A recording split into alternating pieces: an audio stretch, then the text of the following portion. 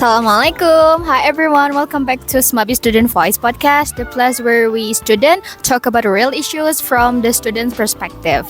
I'm Gania, your host for today. And I am Naufa. Today we are discussing a topic that all of us deal with every single day in social media, helping or hurting to the youth. Before we dive in, I have something compelling data. A 2023 survey indicated that average teenager spend over 4 hours daily in social media. That's a massive amount of time, right? So, it making today's question crucial. Is this 4 hour truly helping or actually hurting our mental and studies? Since most of us spend hours on Instagram, TikTok, or X, we want to talk honestly about how social media affect our life as students. To make it more interesting, we invited two friends from our school. Please welcome Alma, our school student content creator, and Turaya, our winning student in academic and public speaking. Welcome, guys. Hi, thank you for inviting me. It is great to be here.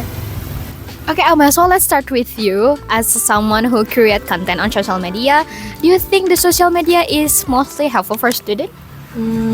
For me, yes, social media helped me learn a new skill like editing and public speaking. I also use it to share my school project and connect with students in another region. If used properly, it can be really empowering. Okay. Then sound positive. Can you give one example of something you learned from social media that actually helped you in school? Definitely, I learned how to make an infographic using tutorial on TikTok, and I use that skill for my economic assignment, and my teacher love it. Besides the infographic, I've also picked up a crucial soft skill. For instance, I learned better job interview techniques from Career Focus podcast. And if I need a quick visual explanation for a basic concept, I can find it immediately from educational content who make learning fun like that. This feels much faster and diverse than just relying on the one textbook. Okay, great explanation, Alma. Okay, now let's hear another perspective. Turaya, as a award-winning student in academic or public speaking. Okay, Turaya, do you think social media is hurting today's youth? For me, it's actually yes, because many students feel stressed due to comparison. They see a perfect picture of themselves, but still think that they're not good enough. Some even feel pressed to always look aesthetic or cool online. It actually affects on their self-esteem.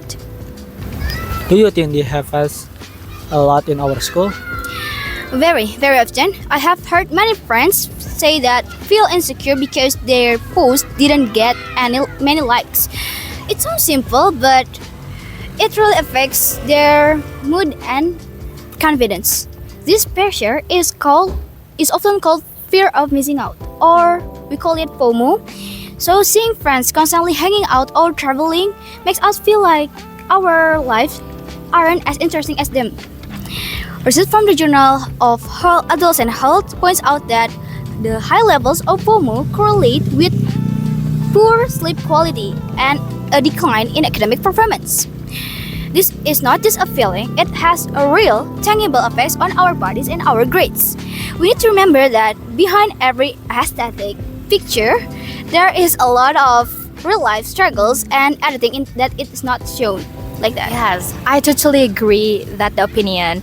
So, the FOMO phenomenon is very popular in around teenager, right? So, okay, Alma, what do you think about that? Do you also feel stress or pressure sometimes? Of course, I used to feel bad when my video didn't get many likes, but I learned to focus on improvement instead of numbers.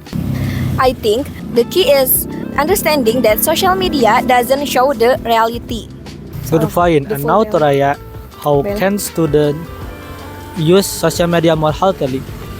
Okay, first, set time limits, and second, follow accounts that inspire you, not ones that make you feel bad. And third, don't forget to take breaks. And we need to remember that real-time experiences are more important than online ones for validation, like that.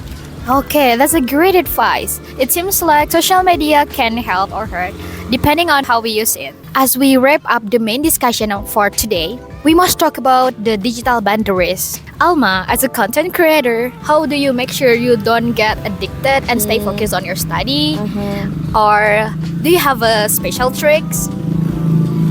Yes, my trick is digital detox every Sunday. I turn off all non-academic app notification for 24 hours. Plus, I have a rule, no scrolling after 9 p.m. I also use the screen time feature on my phone to limit my TikTok usage to just 1 hour a day. This helps me stay productive and good enough sleep.